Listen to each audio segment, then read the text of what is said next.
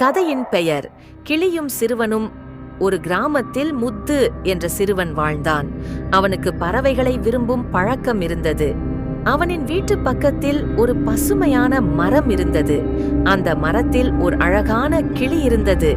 ஒவ்வொரு நாளும் முத்து அந்த கிளியை பார்க்க வேணும், தன் குரலினால் அழைக்க வேணும் என்று சென்றான். கிளியும் அவனிடம் பழக ஆரம்பித்தது. முத்து கிளிக்கு சுவையான பழங்களை கொடுத்து அன்பை வளர்த்தான். ஒரு நாள் முத்து கிளியுடன் பேசும்போது, "நீ எந்த இடத்தில் இருந்து வந்தாய்?" என்றான். கிளி சிறு குரலில், "நான் சுதந்திரமாக வாழ விரும்புகிறேன். ஆனால் சிலர் என்னை கூண்டில் அடைத்து வைத்திருந்தார்கள். எப்படியோ தப்பித்து இங்கே வந்துவிட்டேன்" என்றது. அதை கேட்ட முத்துவிற்கு ஆச்சரியம் மற்றும் துயரம் கூடியது. "நீ சுதந்திரமாக இருக்க விரும்புகிறாயா?" என்று கேட்டான்.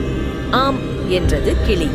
அது கேட்டவுடன் முத்து கிளியிடம், "நான் உன்னிடம் தோழனாக இருப்பேன். ஆனால் உன்னை எந்த வகையிலும் கட்டுப்படுத்த மாட்டேன். நீ சுதந்திரமாகவே வாழ வேண்டும்" என்றான். அது கேட்டதும் கிளி மகிழ்ச்சியுடன் மரத்திலிருந்து பறந்து மேலே சென்றது. அது தன் சுதந்திரத்தை அனுபவிக்க முத்துவுடன் தன்னுடைய நட்பையும் தொடர்ந்தது. இந்த கதையின் மூலம் நாம் அறியக்கூடியது என்னவென்றால், அன்பு என்பது கட்டுப்பாடல்ல, சுதந்திரத்துடன் இணைந்திருக்கும் போது மட்டுமே உண்மையானது. ஹாய் நண்பர்களே.